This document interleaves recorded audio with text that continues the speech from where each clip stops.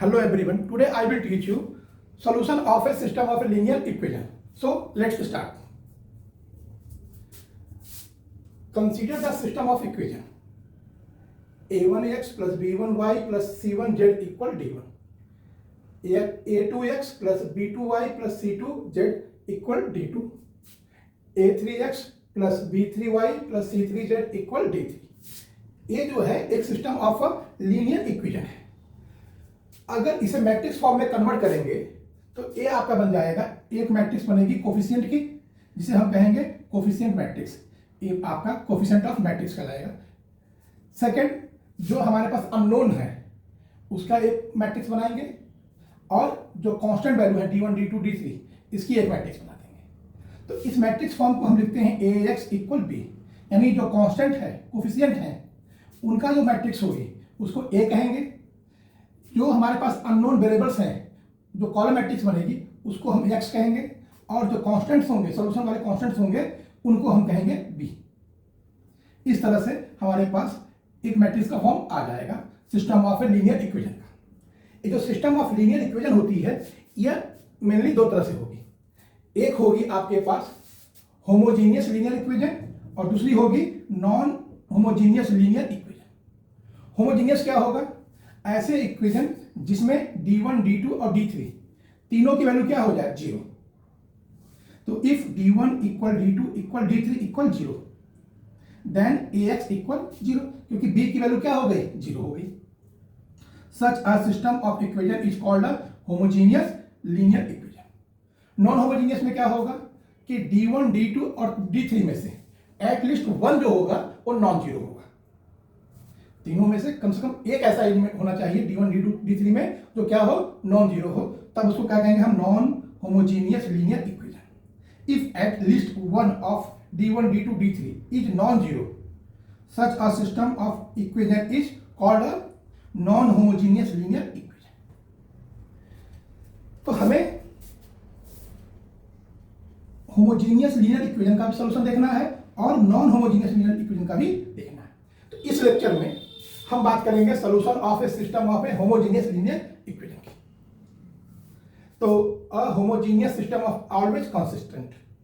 जो homogeneous system होगा जिसमें d1 d2 और d3 की वैल्यू क्या होगी? जीरो होगी.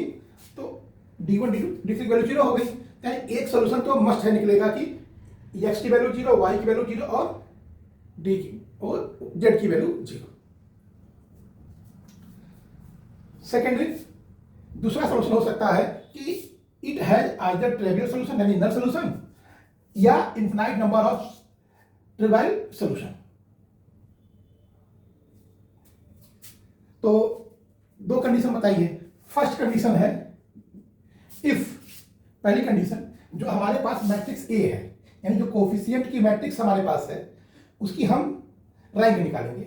यदि इस मैट्रिक्स की रैंक ए, रैंक ऑफ ए जो है वो इक्वल हो जाए नंबर ऑफ अननोन, तब इस समय द सिस्टम है यूनिक सॉल्यूशन. तब सिस्टम का क्या होगा? Unique solution. यूनिक सॉल्यूशन मतलब कि आपके पास x की वैल्यू जीरो आएगी, y की वैल्यू भी जीरो आएगी और z की वैल्यू भी जीरो आएगी. Second, if rank of A less than हो नंबर ऑफ अननोन. जैसे आपके पास इस मैट्रिक्स, इस इक्वेशन में बात करें तो तीन अननोन है x y z. तो यदि इस आपके जो हमारे पास कोफिशिएंट की मैट्रिक्स है इसकी रैंक क्या हो जाए? 3 से कम हो जाए, लेस देन 3 हो जाए, तब एक ऐसा सॉल्यूशन देगा इनफिनाइट नंबर ऑफ सॉल्यूशन, एक से अधिक सॉल्यूशन देगा. तो ये आपकी दो कंडीशन है. क्लियर है? यानी कंसिस्टेंट रहेगा. यदि रैंक ए अननोन के बराबर हो जाएगी तब यूनिक सॉल्यूशन आएगा 0 0 0. और यदि आपका रैंक लेस देन हो जाती है अननोन के, तब क्या होगा? इनफिनाइट सॉल्यूशन आएगा और नॉन ट्रिपल आएगा. अब देखिए इसी चीज को एज ए ग्राफ समझें. और system of homogeneous linear equation यानी ax इक्वल जीरो, तो ऑलवेज है द सॉल्यूशन, हमेशा सॉल्यूशन रहेगा इसका. अब देखिए इसके बाद क्या करेंगे? इसका रैंक फाइंड करेंगे. अब रैंक फाइंड करेंगे, रैंक ऑफ मैट्रिक्स ए की रैंक जो है वो नंबर ऑफ अननोन के हो जाएगा, तो हम कहेंगे यूनिक सॉल्यूशन यानी each unknown equal to zero. यानी एक्स की वैल्यू भी जीरो, वाई की वैल्यू भी जीरो और जेड की वैल्यू भी जीरो। सेकेंड, यदि rank of A less than हो जाए नंबर ऑफ अननोन के, तब क्या होगा, infinite number of non trivial solution. Clear? तो ये इसका कॉन्सेप्ट है। अब इसी चीज पर हम एक क्वेश्चन सॉल्व करके देखते हैं। चलिए अब न्यूमेरिकल प्रॉब्लम सॉल्व करते हैं और इस प्रॉब्लम की सहायता से हम समझेंगे कि जो थ्योरी हमने पढ़ी है उसका यूज कैसे किया जाता है। तो क्वेश्चन आपको दिया हुआ है, verify that the following set of equation has a non trivial solution. Equation क्या दिया है, 3 इक्वेशन दिया है और 3 ही अननोन है इस इक्वेशन में। आपका पहले इक्वेशन क्या है, x plus 3y minus 2z equal 0। Second equation क्या है, 2x minus y plus 4z equal 0। Third क्या है, x minus 11y plus 14z equal 0। Solution करते समय हम सबसे पहला स्टेप जो करेंगे कि जो इक्वेशन दी गई है हमको ध्यान रखेंगे, आपके पास किसी भी तरह की कोई भी होमोजेनियस इक्वेशन आती है और उसको वेरीफाई करने को कहता है, तो तरीका आपका बिल्कुल सेम यही रहेगा, बिल्कुल सेम इसी मेथड से सॉल्व करना रहेगा। तो सबसे पहला काम आपको ये करना है कि आपको एक कोफिशिएंट मैट्रिक्स बनाना है।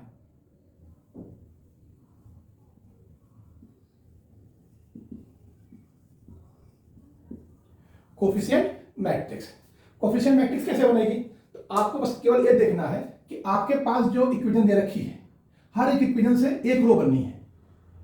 फर्स्ट इक्वेशन से फर्स्ट रो, सेकंड इक्वेशन से सेकंड रो और थर्ड इक्वेशन से थर्ड रो। साथ ही आपको करना क्या है कि जैसे एक्स वाई जेड तीन को आपके पास अननोन है, तो तीनों के अननोन में से जो भी कोफिशिएंट हो, जैसे एक्स का कोफिशिएंट क्या है 1, वाई का क्या है 3 और जेड का क्या है -2, तो आपकी फर्स्ट रो बन जाएगी 1 3 -2। इसी तरह से सेकंड इक्वेशन से सेकंड रो बनाएंगे, तो एक्स का कोफिशिएंट क्या है 2, वाई का -1 और जेड का 4, तो ये हो गया 2 -1 4। इसी तरह से थर्ड इक्वेशन से थर्ड रो बनाएंगे, तो एक्स का कोफिशिएंट क्या है 1, वाई का क्या है -11 और जेड का क्या है 14, तो 1 -11 और 14।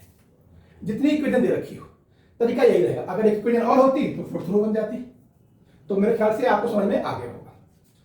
अब कोफिशिएंट मैट्रिक्स जब आप बना लीजिए तो अगले स्टेप में हम क्या करेंगे कि इसे अपर ट्रायंगुलर मैट्रिक्स में चेंज करेंगे। अपर ट्रायंगुलर मैट्रिक्स क्या होता है कि डायगोनल के नीचे जितने एलिमेंट हो वो क्या हो जाए 0। तो आपके पास डायगोनल के नीचे कौन कौन से एलिमेंट है, 3 एलिमेंट है, 2 1 -11। तो इन्हें क्या करना है, 0 में कन्वर्ट करना है, चेंज करना है। तो तरीका क्या रहेगा, पहला कॉलम लेंगे और इसके डायगोनल की हेल्प से उसके नीचे के दोनों एलिमेंट को क्या करेंगे 0 बनाएंगे। तो हमें क्या करना है, R2 को चेंज करना है, दोनों पॉजिटिव है, साइन क्या आ जाएगा नेगेटिव आ जाएगा। यहां वैल्यू कितनी है 2 और डायगोनल हमारा है R1।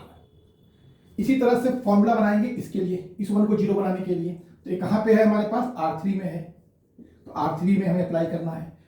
डायगोनल और एलिमेंट दोनों पॉजिटिव है तो यहाँ क्या आ जाएगा नेगेटिव आ जाएगा। दोनों की वैल्यू 1 है तो यानी यहाँ केवल आ जाएगा R1। क्लियर? अब आइए इसको सॉल्व करते हैं। थोड़ा सा करना क्या है, फर्स्ट रो में कोई ऑपरेशन अप्लाई नहीं हो रहा है, तो फर्स्ट रो क्या हो जाएगी, सेम टू सेम आ जाएगी। तो यहाँ पे आ जाएगा 1 3 -2।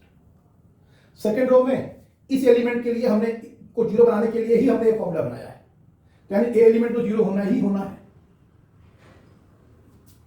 भाई R1 में 2 से मल्टीप्लाई करेंगे 2 हो जाएगा और R2 2 है ही है, 2 -2 मतलब क्या 0।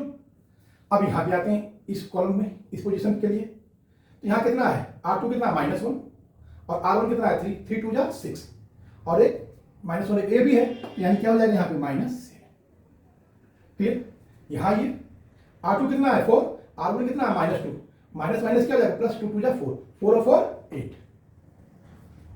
क्लियर? अब आते हैं थर्ड के लिए, थर्ड रो के लिए। तो थर्ड रो में क्या है R3 -R1, 1 से 1 माइनस करेंगे 0, क्योंकि भाई इसी को 0 बनाने के लिए ही हमने ये फॉर्मूला बनाया है, तो इसकी तो वैल्यू 0 होनी ही होनी है। इस पे आइए इस पोजीशन के लिए, तो R3 कितना है -11, R1 कितना है 3, -11 और -3 कितना हो जाएगा -14। क्लियर? अब आते हैं इस पोजीशन के लिए, तो R3 कितना है 14, R1 कितना है -2, माइनस माइनस क्या हो जाएगा प्लस, तो 14 + 2 16। तो हमने क्या किया कि इस दोनों प्लेस को 0 बना दिया। अब कॉलम सेकंड में चलेंगे, डायगोनल हमारा कहाँ है, इस जगह पे है। अब इसके नीचे एलिमेंट जो है इसको 0 बनाना है, यानी हमें कहाँ करना है, R3 पे ऑपरेशन लगाना है। तो समझिएगा, दोनों मतलब हमारा जो जिस एलिमेंट को 0 बना रहे हैं वो भी और डायगोनल भी दोनों नेगेटिव हैं, तो साइन क्या है, दोनों के सेम है। जब साइन सेम होता है तो क्या आता है, माइनस। और देखिए R1 कितना है, 7, 7 टू 14, यानी 2 8। क्लियर। अब इसको सॉल्व करते हैं।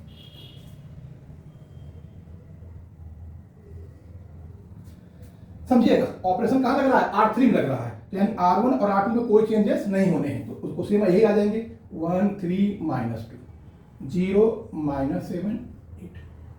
तो 0 0 0, इसके लिए 0 बनाए, फॉर्मूला ही बनाए हैं, तो 0 हो ही जाएगा। 8 2 16, तो माइनस करेंगे तो ये भी क्या हो जाएगा। तो आप क्या देख रहे हैं कि जब हम इस मैट्रिक्स को अपर टेबुलर फॉर्म में चेंज करते हैं तो लास्ट रो यानी थर्ड वाली रो क्या हो जा रही है, 0 हो जा रही है, जिससे कि इस पूरे मैट्रिक्स की जो रैंक आएगी वो कितनी आएगी, 2। यानी कि ये जो मैट्रिक्स हमने कोएफिशिएंट मैट्रिक्स बनाई है इसकी रैंक क्या है, 2 है। तो रैंक ऑफ ए इक्वल 2। हमारे पास अननोन कितने हैं, एक्स वाई जेड, यानी 3। तो यानी कि ए क्या हो गया, less than number of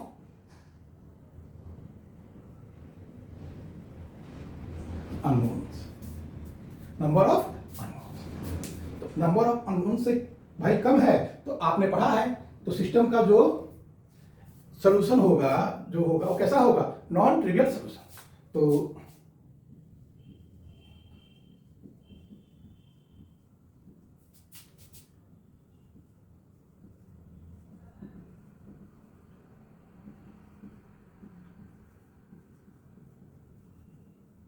number of solution, clear. तो आपसे यही पूछा था, नॉन ट्रिवियल सॉल्यूशन मतलब number of infinite solution. I hope ये आपको समझ में आया होगा। लेकिन अगर सपोज कीजिए कि आपसे कहा होता कि इसका सॉल्यूशन भी निकाल के दिखाइए, कि भाई एक तो समझ में आ गया कि इसकी जो रैंक आई 2 आई और अननोन से लेस है, तो यानी कि इसके नॉन ट्रिवियल सॉल्यूशन आपको होंगे। तो अब सॉल्यूशन क्या होगा, इसी आपको निकालना हो तो कैसे करेंगे। तो ऐसे क्वेश्चन में भी ध्यान रखेंगे कि यहां तक तो क्वेश्चन सेम ऐसे सॉल्व होगा। इसके बाद हम इस मैट्रिक्स को जो हमारे पास रैंक सिस्टम निकाल के दे रहे हैं, इसको हम क्या करेंगे, फिर से इक्वेशन फॉर्म में कन्वर्ट करेंगे कोएफिशिएंट के साथ। तो आपके पास आ जाएगा x + 3y - 2z = 0। सेकंड में देखिए x की वैल्यू क्या है, यहाँ पे x की प्लेस में क्या है, 0 है, यानी x है नहीं तो y और z है, -7y + 8z = 0। इसको इक्वेशन नंबर 1 और इसको मान लीजिए इक्वेशन नंबर 2। अब हम क्या करेंगे, इसको सॉल्व करने के लिए हम z या y में से किसी एक को k मान लेते हैं। तो हमने माना लेट z = k। जब z k हो जाएगा तो y इक्वल हो जाएगा आपका 8k/7। अब आपके पास z की वैल्यू के टर्म में आ गई, y की वैल्यू भी k के टर्म में आ गई। तो अब हम निकालेंगे x की। तो इसके लिए क्या करेंगे, z और y की वैल्यू इक्वेशन 1 में रख देंगे फॉर इक्वेशन फर्स्ट। तो आप क्या करेंगे, x + 3, y की जगह आपका क्या है बेटा, y की जगह 8/7 -2, z की जगह क्या है, k = 0। इसको सॉल्व कर लीजिए, x = 2k - 24/7k। एलसीएम ले लीजिए 7, तो ये हो जाएगा 14k - 24k और x इक्वल आ जाएगा 10k/7। तो आपका जो आंसर हो गया x = 10/7k y इक्वल हो गया 8/7 के और z इक्वल क्या हो गया k क्या है, एक एल्जेब्रिक कांस्टेंट है। अब k की अलग अलग वैल्यू के लिए x y z की अलग अलग वैल्यू आएंगे। 1 रख लीजिए k की वैल्यू, 2 रख लीजिए, 3 रख लीजिए, क्योंकि नंबर ऑफ इनफिनाइट सोल्यूशन आ रहा है इसका। कैसे सोल्यूशन आएंगे, इनफिनाइट सोल्यूशन, कई सारे सोल्यूशन आएंगे। तो हम देख भी रहे हैं k की डिफरेंट वैल्यू के लिए x y z की डिफरेंट वैल्यू आपको प्राप्त होगी। तो ये जो है सोल्यूशन का पार्ट है। ध्यान दीजिएगा, यहां से यहां तक अगर आपको सोल्यूशन पूछेगा तो ही करना है, अदरवाइज वेरीफाई करने को कहता है तो यहीं तक ही आपका क्वेश्चन है। क्लियर?